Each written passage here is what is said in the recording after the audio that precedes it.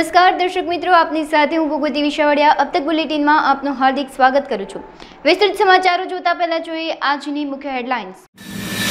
દ્વારકા, જામનગર અને વલસાડમાં red alert, અતિ ભારે વરસાદની આગાહી।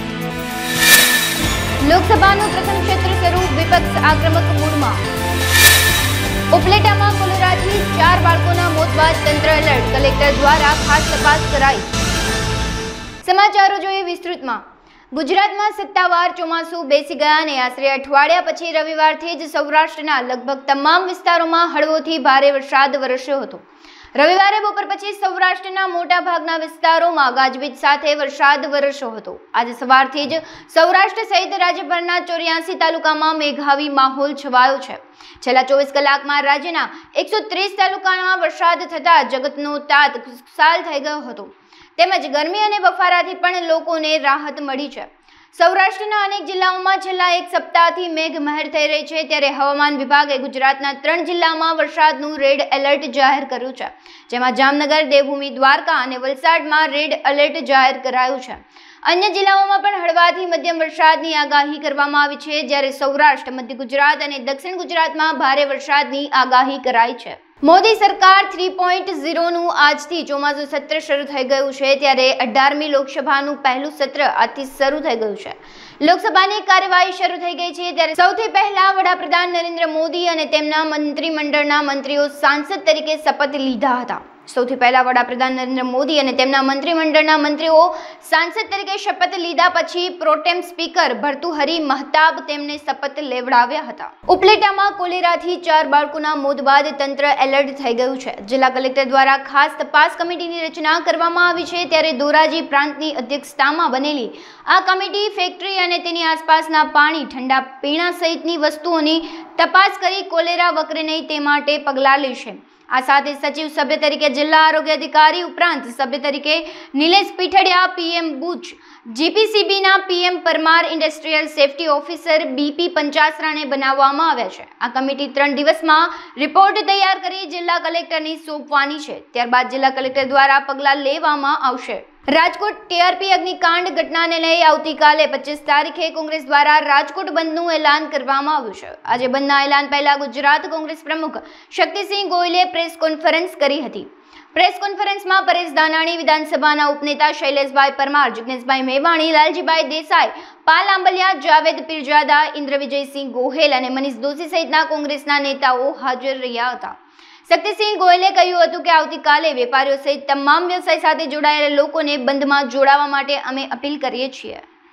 આજની અમારી આ પ્રેસ કોન્ફરન્સમાં આપ સૌનું હૃદયપૂર્વક સ્વાગત કરું છું। વિધાનસભામાં કોંગ્રેસ પક્ષના ઉપનેતા ભાઈ શ્રી શૈલેષભાઈ પરમાર, અમારા કાર્યકારી અધ્યક્ષ ધારાસભ્ય ભાઈ શ્રી જિગ્નેશભાઈ મેવાણી, અમારા કાર્યકારી અધ્યક્ષ भाई श्री इंद्रविजयसिंह भाई, हमारा सीनियर साथी माजी धारासभ्य भाई श्री जावेद भाई,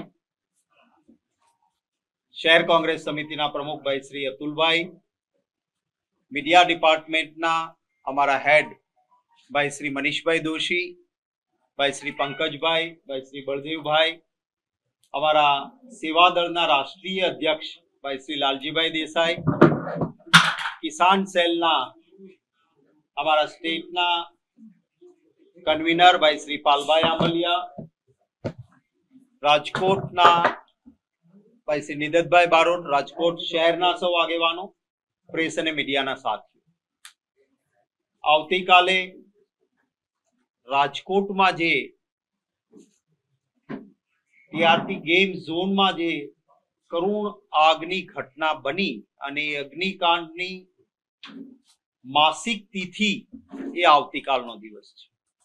नाना नाना भूलकाओए जे रीते त्यां जीव गुमायो, કેટલાક પરિવારમાંથી એક કરતા વધારે સભ્યોએ અગ્નિકાંડમાં જીવ ગુમાવ્યો। 1 મહિનો થવા આવ્યો છે। રાજકોટ શહેરના નગરજનોનો આભાર માનીશ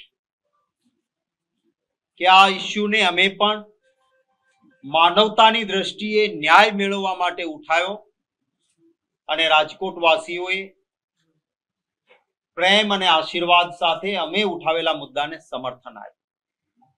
ઘટના બન્યા પછી તુરત જ રાજકોટમાં અમે આવ્યા ત્યારે એક ટૂંકી અપીલના આધાર પર રેસકોર્સ પર ખૂબ જ મોટી સંખ્યામાં રાજકોટ વાસીઓ કેન્ડલ લઈને શ્રદ્ધા સુમન સમર્પિત કરવા માટે આવ્યા. આપ સૌ મીડિયાના સાથીઓએ પણ ન્યાય માટેની આ લડાઈમાં જે સમર્થન આપ્યું છે એ માટે આપ સૌનો ખૂબ હૃદયપૂર્વક આભાર માનું. સ્ટ્રક્ચરલ સ્ટીલ સપ્લાય અને ટ્રેડિંગના વ્યવસાયમાં અગ્રેસર એવી રાજકોટ બેઝ ધરાવતી વિસામણ ગ્લોબલ સેલ્સ લિમિટેડ પ્રાઇમરી માર્કેટમાં પ્રવેશ કરી રહી છે. કંપનીનો આઈપીઓ આજથી એટલે કે 24 જૂનથી સોમવારથી ખુલ્યો છે અને 26 જૂન સુધી ક્લોઝ થશે. કંપની માર્કેટમાં 16 કરોડ રૂપિયા એકઠા કરવાનું લક્ષ્ય રાખી રહી છે. આઈપીઓ લાવવા પાછળ કંપનીનો હેતુ ગુજરાતના અને એમાં પણ રાજકોટ શહેરમાં પ્રોડક્શન યુનિટ સ્થાપવા માટે મૂડી ખર્ચની જરૂરિયાતને પહોંચી વળવા તેમજ કંપનીની કાર્યકારી મૂડીની જરૂરિયાતોને ભંડોળ પૂરું પાડવા અને અન્ય સામાન્ય કોર્પોરેટ માટેનું છે. આ અંગે વધુ વિગત અબ તક મીડિયા હાઉસની મુલાકાતે આવેલા વિસામણ ગ્લોબલ સેલ્સ લિમિટેડ ગ્રુપના આગેવાનોએ પૂરી પાડી હતી. મારું નામ મિતુલ વસા છે અને હું કંપનીમાં ચેરમેન એન્ડ મેનેજિંગ ડાયરેક્ટર તરીકે કામ કરું છું અને 21 વર્ષથી આ કંપની વિસામણ ગ્રુપ છે એ 21 વર્ષથી ચાલે છે, કાર્યરત છે. કંપની જે છે એ સ્ટ્રક્ચરલ સ્ટીલ ક્ષેત્રે કામ કરે છે, સપ્લાય કરવા માટે ડિસ્ટ્રીબ્યુશન છે અને બહુ સારી કંપનીઓ સાથે વેન્ડર તરીકે જોડાયેલી છે અને ગુજરાત અને ઇન્ડિયાના સારા પ્રોજેક્ટ્સમાં સપ્લાય કરેલું છે, જેમ કે મેટ્રો છે, પછી સ્ટેચ્યુ ઓફ યુનિટી છે, રિલાયન્સ ઇન્ડસ્ટ્રીઝ છે, આવી કંપનીઓ સાથે ટાઈઅપ છે સપ્લાય માટે અને વન સ્ટોપ સોલ્યુશન આપે છે. બધી જાતનું સ્ટ્રક્ચરલ સ્ટીલ એક જ જગ્યાએથી અને FOR free on site delivery આપે છે, સાથે ક્રેડિટ ફેસિલિટી આપે છે. આ જ કંપની હવે પોતાની મેન્યુફેક્ચરિંગ કંપની રાજકોટમાં સ્થાપવા જઈ રહી છે. એ સ્થાપવા જાય છે એના માટે કંપનીને ભંડોળની જરૂર છે, એના માટે આઈપીઓમાં આવે છે અને 1 તારીખે 1/7 લિસ્ટિંગ છે કંપનીનું. વિસ્તરણમાં મેન્યુફેક્ચરિંગ ફેસિલિટી કુવાડવા રોડ ખાતે કંપની લેવા જઈ રહી છે, જેના માટેની લેન્ડ ને બધું એક્વિઝિશન થઈ ગયું છે અને ફોર્માલિટીઝ બધી ચાલુ. આઈપીઓ ક્લોઝ થશે પછી થશે. એટલે 16 કરોડનો આઈપીઓ છે. આ વિસામણ ગ્રુપ છે. વિસામણ ગ્રુપ ફ્લેગશિપ નીચે બીજી અલગ 5 કંપનીઓ જોડાયેલી છે. એમાં એક કંપની છે એનો આઈપીઓ છે, 16 કરોડનો આઈપીઓ છે. 408 કરોડનું લાસ્ટ યર ટર્નઓવર હતું. એના પછી આ ડિસેમ્બર સુધીનું ટર્નઓવર 206 કરોડનું છે અને આગળનું લક્ષ્ય આની આજુબાજુ છે. કંપનીનું લક્ષ્ય તો 1000 કરોડ સુધી પહોંચવાનું છે આ 2028-29 સુધીમાં અને મેન્યુફેક્ચરિંગ દ્રષ્ટિએ કંપનીને આગળ વધવું છે. સ્ટ્રક્ચરલ સ્ટીલ ક્ષેત્રે બધું આવી જાય, જેમ કે પાઇપ છે, ગડર્સ છે, ચેનલ્સ છે, કોઇલ્સ છે, BGL કોઇલ્સ છે, કલર કોટેડ કોઇલ્સ છે, પ્લેટ્સ છે, HR કોઇલ્સ છે, આ બધી પ્રોડક્ટ્સ આવી જાય. રાષ્ટ્રીય ક્ષેત્રે આવી શકે કારણ કે મેન્યુફેક્ચરિંગમાં જઈ રહ્યા છે એટલે બહુ ખૂબ વિકાસ છે અને આ કોઈ ઇન્ફ્રાસ્ટ્રક્ચર રિલેટેડ જ કંપની છે આપણી. તો ગવર્મેન્ટનું સ્પેન્ડિંગ બી ઇન્ફ્રાસ્ટ્રક્ચરમાં ખૂબ સારું આવે છે એટલે એના જ જોઈને આપણે મેન્યુફેક્ચરિંગમાં જઈએ છીએ. કંપનીને કુલ 21 વર્ષનો અનુભવ છે. આ વિસામણ ગ્લોબલ સેલ્સ લિમિટેડ 2019માં સ્થાપવામાં આવેલી હતી. સુરતમાં એબીવીપી દ્વારા GCAS પોર્ટલ પર આવતા વિવિધ પ્રશ્નો અને વિદ્યાર્થીઓને પડતી તકલીફોને લઈ રાજ્યવ્યાપી વિરોધ પ્રદર્શન કરવામાં આવ્યું હતું. તેમજ શૈક્ષણિક વર્ષ 2024થી રાજ્યની 15 સરકારી યુનિવર્સિટીઓમાં કોમન એડમિશન પ્રક્રિયા હાથ ધરવામાં આવી છે તો તેનો પણ વિરોધ કરવામાં આવ્યો હતો. આ ઉપરાંત ખાનગી કોલેજ પોતાની મનમાની કરી રહી હોવાના કિસ્સાઓ પણ સામે આવ્યા છે. ત્યારે આવી અનેક ખામીઓ હોવાની ફરિયાદો સાથે એબીવીપી દ્વારા વિરોધ પ્રદર્શન કરવામાં આવ્યું હતું. વીર નર્મદ દક્ષિણ ગુજરાત યુનિવર્સિટી તેમજ સુરત યુનિવર્સિટીમાં બપોરે 1 કલાક માટે તાળાબંધી કરીને રસ્તા રોકી વિરોધ પ્રદર્શન કરવામાં આવ્યું હતું. નમસ્તે, મારું નામ રવિ માંગરોળિયા, સુરત મહાનગર સહમંત્રીનું અખિલ ભારતીય વિદ્યાર્થી પરિષદમાં દાયિત્વ છે. આજનો મુદ્દો એવો છે કે જીકાસ જે ગુજરાત સરકાર દ્વારા પોર્ટલ બહાર પાડવામાં આવ્યું છે, જેમાં કોમન યુનિવર્સિટી એક્ટમાં એડમિશન ફોર્મ થાય છે, તો એ એડમિશન ફોર્મને લીધે આજે ઘણા ગામના છેવાડાના જે વિદ્યાર્થીઓ છે એ છોકરાઓ ફોર્મથી વંચિત રહી જાય છે. ત્યાં ટેકનોલોજીના અભાવના કારણે વિદ્યાર્થીઓ ફોર્મ નથી ભરી શકતા. તો એના કારણે વિદ્યાર્થી પરિષદ દ્વારા પૂરા આખા ગુજરાતમાં આ રીતે રસ્તા પર આવીને આંદોલન કરવામાં આવી રહ્યું છે. વિદ્યાર્થી પરિષદ દ્વારા આજે 200+ કાર્યકર્તાઓ દ્વારા વિદ્યાર્થી પરિષદ આવેદનપત્ર આપીને વીસી સાહેબને આવેદનપત્ર આપ્યું અને ત્યારબાદ વીસી સાહેબ થ્રુ આપણે શિક્ષણ મંત્રીને આવેદનપત્ર આપવાના છીએ, જેના કારણે શિક્ષણ મંત્રીને ખ્યાલ આવે કે જીકાસમાં આવી ખામીઓ સર્જાઈ રહી છે. જે શિક્ષણ મંત્રીને જે આવેદનપત્ર આપવામાં આવ્યું તો એ આવેદનપત્રમાં હજુ એવું જણાય છે કે આવેદનપત્રનો અસ્વીકાર થશે, તો જેના કારણે આજે તાળાબંધી યુનિવર્સિટી કરવામાં આવી અને છતાં બી જો 48 કલાકમાં નિર્ણય નહીં આવે તો વિદ્યાર્થી પરિષદ દ્વારા રસ્તા પર આવીને આનાથી ઉગ્ર આંદોલન કરવામાં આવશે, જેની સંપૂર્ણ જવાબદારી શિક્ષા મંત્રી તથા શિક્ષણ વિભાગની રહેશે. હાલ ખેલ મહાકુંભની હોકી ટુર્નામેન્ટ દેવગઢ બારિયા ખાતે રમાઈ રહી છે. તેમાં રાજકોટ હોકીની ટીમ ફાઇનલમાં ધમાકેદાર પ્રવેશ મેળવ્યો છે. રાજકોટની ટીમે સ્પોર્ટ ઓથોરિટી ઓફ ગુજરાતની એકેડમી ટીમને હરાવી ફાઇનલમાં સ્થાન સુનિશ્ચિત કર્યું છે. એટલું જ નહીં, આ પૂર્વે રાજકોટની ટીમે અમદાવાદ જેવી કપરી ગણાતી તેમને પણ હરાવી પોતાના વિજય અભિયાનને આગળ ધપાવ્યું છે. આવતીકાલે દેવગઢ બારિયા ખાતે ફાઇનલ મેચ રમાશે, જેમાં રાજકોટ ટીમની જીત પ્રબળ હોય તેવા ઉજળા સંજોગો પણ જોવા મળી રહ્યા છે. ફાઇનલમાં પ્રવેશતા જ રાજકોટ હોકી ટીમના કોચ મહેશ દિવેચાએ રાજીપો વ્યક્ત કર્યો હતો. જે આશા હતી કે જે પ્રમાણે એમ કહેવા જાય ને કે મારા જે પ્લેયર્સ હતા રાજકોટના કે બધા જોબ કરે છે અને પ્રેક્ટિસમાં મારી મીચડી ભેગા કરી છેલ્લા 8 દિવસ થયા, કે જેમાં પોલીસ ડિપાર્ટમેન્ટે આવી ગયો અને બધાને ભેગા કરી અને સારી એવી થોડી એવી મહેનત કરી. એમ જેમ કહેવાય ને કે બહુ નથી કરી, થોડી એવી કે જે આશા હતી મને કે એટલીસ્ટ ક્વાર્ટર ફાઇનલ, એની બદલે જે એ લોકોએ પરફોર્મન્સ આપ્યું છે જે ખરેખર અભિનંદનને પાત્ર છે.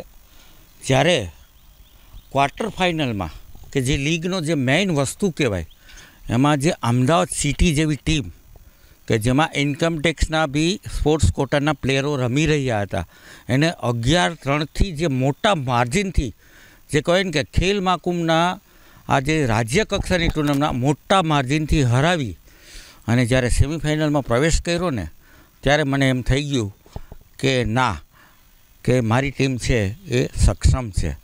અને વારંવાર મારા પ્લેયરો, સર તમે આવો આવો, ત્યારે મેં જીદ કરી, નહીં, જ્યાં સુધી તમે સેમિફાઇનલ નહીં જીતો ને ત્યાં સુધી હું નહીં આવું. અને જ્યારે આજે મને એ રિઝલ્ટ આપ્યું છે તે તમામ ખેલાડીઓને હું ખૂબ ખૂબ અભિનંદન આપું છું. ગાંધીધામ સેવા પ્રયાસ ફાઉન્ડેશન અને યદુવંશી સોરઠિયા સમાજ સિણાઈના સંયુક્ત ઉપક્રમે સિણાઈ ગામમાં ફ્રી દ્વિતીય મેગા મેડિકલ કેમ્પનું આયોજન કરવામાં આવ્યું હતું. જેને સૌપ્રથમ પધારેલા મહેમાનો તથા હાજર રહેલ તબીબોના હસ્તે દીપ પ્રાગટ્ય કરવામાં આવ્યું હતું.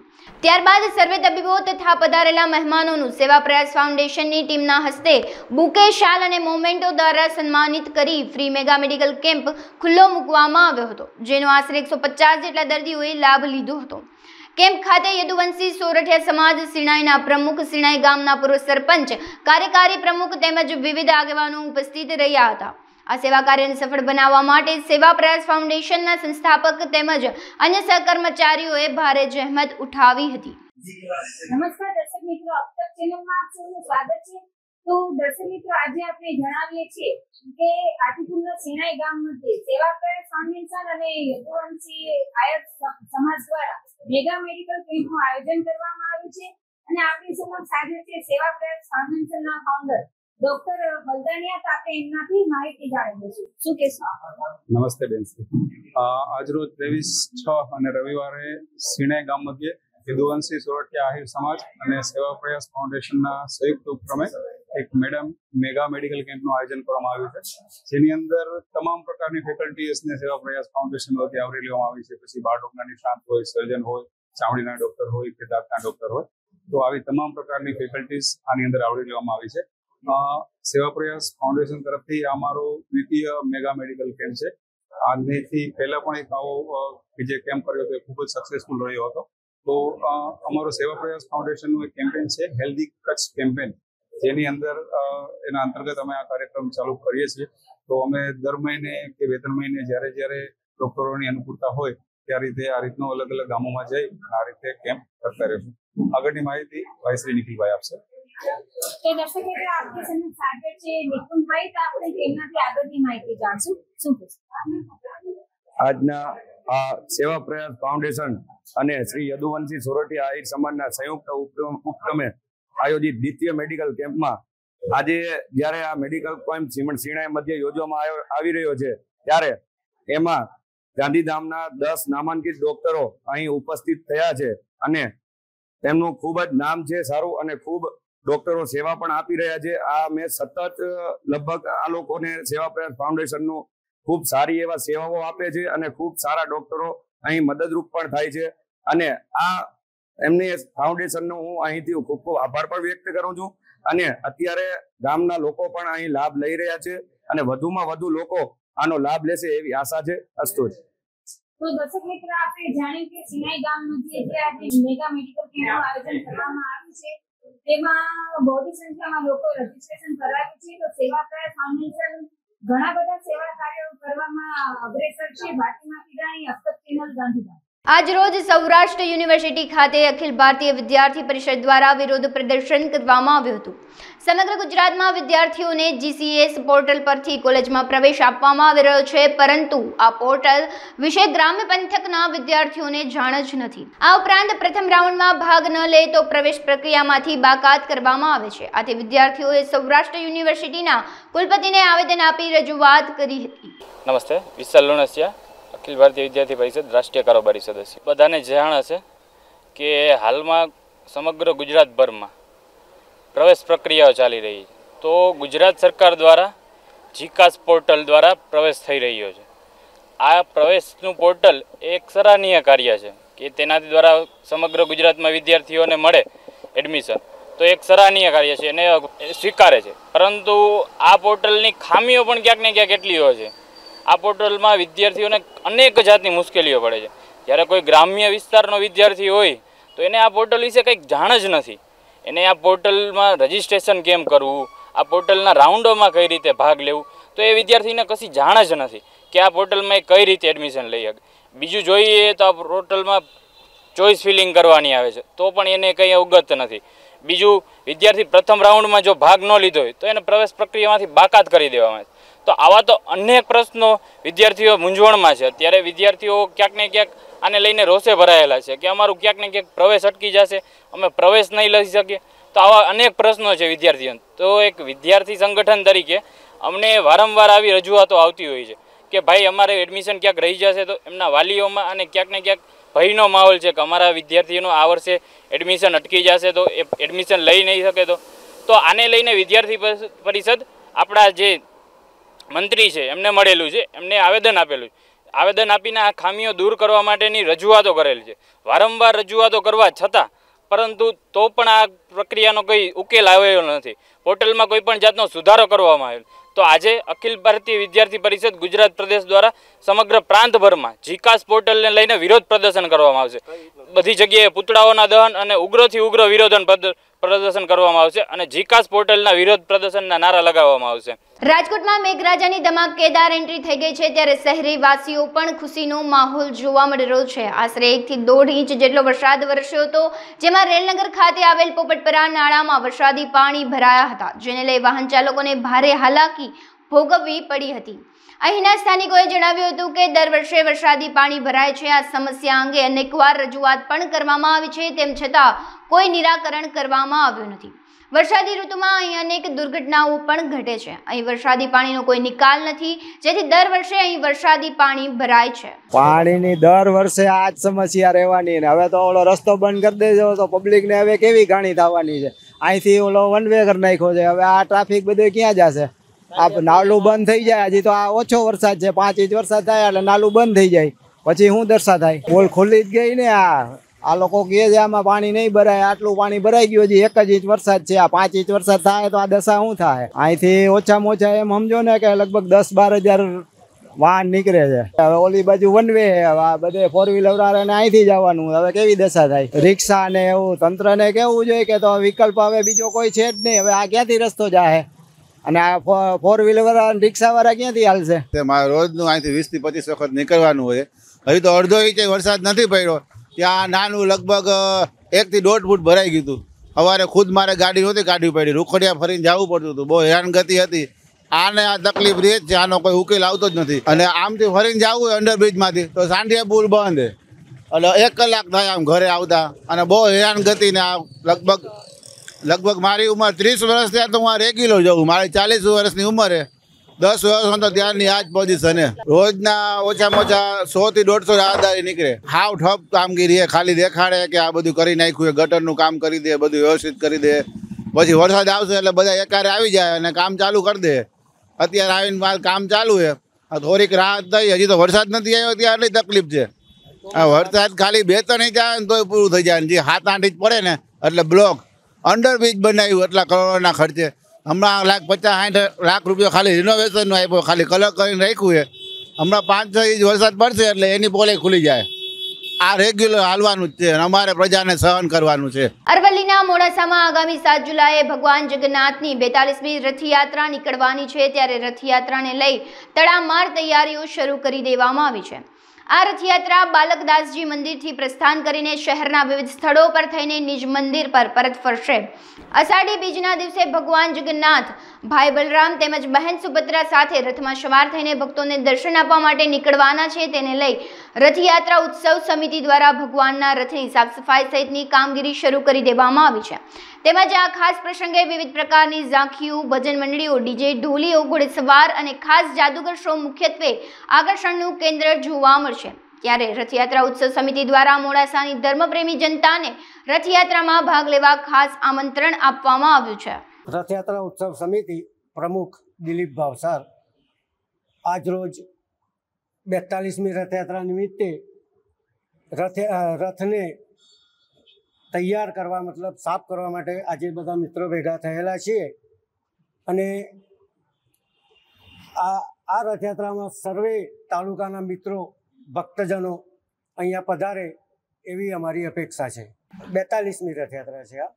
અત્યારે તો અમારું કામ પૈસા ભેગા કરવાનું છે. લોકોના પૈસાથી, લોકફાળાથી આ રથયાત્રા નીકળે છે અને આજ સુધી અમારું કામ 1 મહિનાથી ચાલુ છે. પૈસા ભેગા કરવાનું છે. જય જગન્નાથ.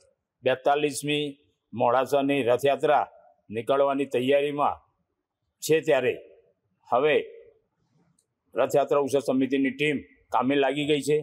છેલ્લા 45 દિવસથી લોકફાળાથી થતી આ રથયાત્રામાં સૌનો સાથ સહકાર મળી રહ્યો છે. ગામજનોનો, દુકાનો, વેપારીઓ, દરેક માણસો અહીં સાથ સહકાર આપે છે રથયાત્રામાં. અને આ રથયાત્રા બાલકનાથજી મંદિરથી લઈ ગોકુળનાથજી મંદિર, સોનીવાડા, ગાંધીવાડા, સાર્વજનિક હોસ્પિટલ થઈ અહીં સગરવાડે, મોડાસા 4 રસ્તા, ઉમિયા માતાના મંદિર થઈ જાયકાથી 4 રસ્તા, પછી નવા બસ સ્ટેશન તરફ, નવા બસ સ્ટેશનથી રાધાબેનના દવાખાને થઈ રિટર્ન જૂની પોલીસ લાઈન થઈ પરત નિજ મંદિર આવશે. આ રથયાત્રામાં નવીનતામાં આ વખતે જાદુઈ ખેલ પણ બતાવવામાં આવશે અને લોકો માટે એક આનંદનો વિષય હશે. આ સિવાય અમદાવાદથી ઝાંખીઓની 15 ટીમો આવશે જે આ રથયાત્રાને શોભાવશે. ભુજમાં પીઆઈ, એબી ડિવિઝન, એલસીબી, એસઓજી, જિલ્લા ટ્રાફિક સિટી, માધાપર હેડક્વાર્ટર સહિત 120 પોલીસ દ્વારા કોમ્બિંગ હાથ ધરવામાં આવ્યું હતું, જેમાં શરીર સંબંધિત અને મિલકત સંબંધિત ગુનામાં પકડાયેલા આરોપીઓના ઘર તપાસીને 35 વાહન ડિટેન કરાયા હતા. વિવિધ ગુના બદલ વિવિધ વિસ્તારના 21 આરોપીના ઘર અને દસ્તાવેજો ચેક કરવામાં આવ્યા હતા. તેમજ કુલ 51 મિલકતો ચેક કરીને 100 જેટલા વાહનો ડિટેન કરી કુલ 63,700 જેટલો દંડ વસૂલ કરવામાં આવ્યો હતો. પાટણના સાંતલપુર તાલુકાના વારાહી એપીએમસી ખાતે જનસંઘના સ્થાપક શ્યામાપ્રસાદ મુખર્જીનો બલિદાન દિવસનો કાર્યક્રમ યોજાયો હતો, જેમાં સાંતલપુર તાલુકાના ભાજપના આગેવાનો, રાધનપુરના ધારાસભ્ય લવંગજી સોલંકી, ભાજપના જિલ્લા અગ્રણી રમેશભાઈ ઠક્કર, પૂર્વ ઉપપ્રમુખ સામતભાઈ ઠાકોર, મિલાભાઈ આહિર, મહિલા મોરચાના મહામંત્રી ભાવનાબેન તેમજ સાંતલપુરના નામી અનામી કાર્યકરો ઉપસ્થિત રહ્યા હતા. જનસંઘના સ્થાપક શ્યામાપ્રસાદ મુખર્જીનો બલિદાન દિવસ તરીકે શ્રદ્ધાસુમન આપી અને ભારતીય જનતા પાર્ટીએ આખા દેશમાં કાર્યક્રમ આપેલો. તે મુજબ ગુજરાત અને પાટણ જિલ્લાના સાંતલપુર તાલુકામાં મારે અને માનનીય ધારાસભ્ય શ્રી લવંગજીભાઈ ઠાકોર સાહેબને આવવાનું થયું છે. શ્યામાપ્રસાદ મુખર્જી જનસંઘના સ્થાપક હતા. એ સમયે 370 પૂરી હતી અને એ ટાઈમે એમને નારો આપ્યો, ये देश में दो विधान, दो प्रधान, दो निशान, नहीं चलेगा आंदोलन કર્યું. એ સમયે કાશ્મીર જવા માટે વિઝા લેવા પડતા હતા. એક દેશમાં ક્યારે વિઝા લેવાના ના હોય, બીજા દેશમાં જવાનું હોય ત્યારે વિઝા લેવાના હોય. બે દેશો વચ્ચે પણ નથી હોતા. ભારતથી નેપાળ જઈએ તો આજે વિઝા નથી. પછી એમને આંદોલન ચાલ્યું અને તેમને ધરપકડ થઈ અને જેલમાં રહસ્યમય સંજોગોમાં મૃત્યુ થયું. એમનું બલિદાન થયું આ દેશ માટે, આ રાષ્ટ્ર માટે. એમની યાદગીરીના રૂપે આજે આ કાર્યક્રમ ઉજવવામાં આવ્યો છે. સૌ સાંતલપુર તાલુકાના ખૂબ મોટી સંખ્યામાં કાર્યકર્તાઓ હાજર રહ્યા અને શ્રદ્ધાસુમન આપી પુષ્પાંજલિ કરી અને એમને યાદ કર્યા. એવો કાર્યક્રમ આજે પૂરો થયો. કલા યોગ ટ્રસ્ટ દ્વારા ગાંધીધામના સેક્ટર 5માં વૃક્ષારોપણ અને રોપા વિતરણનું આયોજન કરવામાં આવ્યું હતું, જેમાં કચ્છી કલા વિકાસ ટ્રસ્ટની ભાગીદારી રહી હતી. કલા યોગ ટ્રસ્ટના પ્રમુખ યોગી નરેન્દ્ર ચૌધરી દરરોજ નિઃશુલ્ક યોગ વર્ગ ચલાવી રહ્યા છે, જ્યાં વૃક્ષારોપણ કરવામાં આવ્યું હતું અને રોપાઓનું વિતરણ પણ કરાયું હતું, જેમાં મહાનુભાવોના નામની પ્લેટ પણ લગાવવામાં આવી હતી, જેમાં Yogi Narendra Kumar Chaudhary, deputy commissioner DPA Kandla, Kutchi Kala Vikas trust પ્રમુખ, અખિલ ભારતીય ચૌધરી સમાજના પ્રમુખ સહિતના લોકોના નામના રોપાઓ રોપવામાં આવ્યા હતા. આ પ્રસંગે ખાસ મહેમાન તરીકે શ્રીકાંત મંત્રી ઉપસ્થિત રહ્યા હતા. આ સમગ્ર કાર્યક્રમનું આયોજન open garden plot sector 5 Sathwara colony Gandhidham ખાતે કરવામાં આવ્યું હતું. Yogi Narendra Kumar Chaudhary, IRS assistant commissioner, president Shri Kala Yog trust. Shri Kala Yog trust की तरफ से 2 महीने का चल रहा योग शिविर, योग दिवस के दिन 21 जून को पूरा करते समय संकल्प लिया स्वच्छता के साथ साथ में मिशन ग्रीन कच्छ वृक्षारोपण का विचार लिया. तो KKVT कच्छ कला विकास ट्रस्ट के कांति भाई केंगनवाला, जिन्होंने 1 लाख वृक्ष लगाने का जो संकल्प लिया, उन्होंने यहाँ योग करते हुए हमें साथ में जोड़ने के लिए आमंत्रित किया और हम सब लोग मिलकर के अब हम यहाँ से स्वच्छता, स्वस्थ, साथ में पर्यावरण संरक्षण का कार्य करेंगे. इसके निमित्त आज योग दिवस समाप्ति के दूसरे दिन से हमने लिया हुआ संकल्प चालू करते हैं और वृक्षारोपण के द्वारा आज के इस वृक्षारोपण में नगर पालिका के कारोबारी चेयरमैन AK सिंह, सीताराम परिवार के श्री मोहन भाई धारसी और कंडला पोर्ट के ATM परमार भाई, कंडला पोर्ट के PRO श्री OP ददलानी जी और योग से जुड़े हुए साधक साधिकाओं हिनाबेन जोशी और रवि भाई और अग्रवाला टिम्बर के जो वृक्षारोपण में अग्रणी है और रोटरी फॉरेस्ट के प्रणेता जैसे सुभाष जी गोयल आदि सभी ने मिलकर के वृक्षारोपण किया. और इस जगह पर साथ साथ और MMD के संतोष दारोकर जी, जो कि पोर्ट डायरेक्टर ऑफ शिपिंग के और पोर्ट के जॉइंट डायरेक्टर जनरल हैं, वो भी हाजिर रहे. और सब PPQ के सही राम जी, प्लांट प्रोटेक्शन के अधिकारी, वेल्सपन के श्री संदीप जेथलिया जी, ऐसे सभी महानुभावों के द्वारा यहाँ वृक्षारोपण किया गया. और आगे वृक्ष ज्यादा से ज्यादा वृक्ष वावे, वृक्ष हरा भरा कच्छ, ऐसा संकल्प दिया. तो आप इस बारे में लोगों को आमंत्रित करें कि यहाँ से हमेशा वृक्ष पौधे का वितरण भी किया जाएगा. हम पौधे ला करके यहाँ रखेंगे, योगा भी और योगा नियमित रूप से सुबह 6 से 7 बजे यहाँ योग केंद्र चलता रहेगा जब तक योग सभी रहे निरोग. ગીર સોમનાથના કોડીનાર સ્થિત ખાનગી સિમેન્ટ કંપનીની રેલવે કોલોની કે જેને બિહારી કોલોની તરીકે ઓળખવામાં આવે છે, અહીં કચરો નાખવા જેવી સામાન્ય બાબતમાં 2 મહિલા વચ્ચે ઝઘડો થતા એક મહિલાના પતિ દ્વારા પાડોશી મહિલા સંજુ કુમારીની છરીના ઘાસીકી હત્યા કરવામાં આવી હતી, જેમાં મહિલાને અંબુજા મલ્ટી સ્પેશિયાલિસ્ટ હોસ્પિટલમાં સારવાર અર્થે ખસેડવામાં આવી હતી, જ્યાં તબીબે મહિલાને મૃત જાહેર કરી હતી. આ બાબતે કોડીનાર પોલીસ મૃતક મહિલાના પતિની ફરિયાદ પરથી હત્યારા પતિ પત્નીની ધરપકડ કરી વિશેષ તપાસ હાથ ધરી છે. ગઈકાલ તારીખ 21/6/2024 ના રોજ કોડીનાર પોલીસ સ્ટેશન વિસ્તારમાં આવેલ અંબુજા ફેક્ટરીની રેલવે કોલોનીમાં એક બનાવ બનેલો. રેલવે કોલોનીમાં અંબુજા ફેક્ટરીમાં કામ કરતા એના કર્મચારીઓ રહે છે. એમાં કચરો નાખવા બાબતે 2 બહેનોને બોલાચાલી થયેલી, જેમાં એક બેનનું નામ છે સંજુ કુમારી અને બીજી બેનનું નામ છે ગુડિયા દેવી. એ બંને પડોશમાં રહે છે. બંને વચ્ચે બોલાચાલી કચરો નાખવા બાબતે થયેલી. આ વખતે ગુડિયા બેન જે છે, ગુડિયા દેવી, એમના પતિ ઘરે હાજર હતા. આ બોલાચાલી દરમિયાન એમને ગુડિયા દેવી અને મરણ જનાર સંજુ કુમારી વચ્ચે જે બોલાચાલી થતી હતી, એ દરમિયાન આ ગુડિયા દેવીના પતિ ઘરે હાજર હોય તેઓ ઉશ્કેરાઈ અને ઘરમાંથી સરી લઈ આવી અને આ સંજુ કુમારીને શરીરના ઉપરથી ઘા ડાબી બાજુ છાતીના ભાગે અને હાથે ઉપર શરીરના ઘા મારેલા, જેથી આ સંજુ કુમારી એ એમનું મૃત્યુ થયેલું છે. એ બાબતે સંજુ કુમારીના પતિ હેમંત કુમાર યાદવની ફરિયાદ આધારે કોડીનાર પોલીસ સ્ટેશન ખાતે મર્ડરનો ગુનો દાખલ કરવામાં આવ્યો છે. આરોપી બંને પતિ પત્ની ગુડિયાદેવી અને એના પતિ વિદ્યાસાગર વર્માને રાઉન્ડ અપ કરેલા છે અને એની અટક કરવાની કાર્યવાહી હાલમાં કોડીનાર પીઆઈ શ્રી દ્વારા કરવામાં આવી રહી છે. મોરબી લીલાપર કેનાલ રોડ ઉપર કેનાલના નાલા નીચે ગત તારીખ 10 જૂનના રોજ એક અજાણી મહિલાનો મૃતદેહ મળી આવ્યો હતો, જે બાદ મૃતદેહને ફોરેન્સિક પીએમ અર્થે મોકલવામાં આવ્યો હતો, જેમાં મહિલાનું ગળું દબાવીને હત્યા કર્યા હોવાનું સામે આવ્યું છે. જે બાદ પોલીસે મૃતદેહના હાથ પર લખાયેલ નામને આધારે મૃતદેહની ઓળખ મેળવવા તપાસ હાથ ધરી હતી અને મોરબી સિટી એ ડિવિઝન પોલીસે ગુનાનો ભેદ ઉકેલ્યો હતો. આરોપીની ધરપકડ કરવામાં આવી છે અને વધુ તપાસ હાથ ધરવામાં આવી છે. ગત તારીખ 10/6/2024ના રોજ લીલાપર ગામે કેનાલમાંથી એક અજાણી મહિલાની લાશ મળી આવેલ હતી. લાશ ડિકમ્પોઝ હાલતમાં હોય તેનું રાજકોટ ફોરેન્સિક કોલેજ ખાતે પીએમ કરવામાં આવેલ હતું. જે પીએમ દરમિયાન આ જે સ્ત્રી છે તેમને ગળે ટૂંકો આપી મરણ નિપજાવેલ હોવાની હકીકત જણાઈ આવેલ હોય, જે સંદર્ભે મોરબી સિટી એ ડિવિઝન પોલીસ સ્ટેશન ખાતે IPC 302 મુજબનો ગુનો દાખલ કરવામાં આવેલ હતો. જે ગુનાની તપાસ એ ડિવિઝન પોસ્ટના પીઆઈ શ્રી હુકુમતસિંહ જાડેજાએ સંભાળેલ હતી.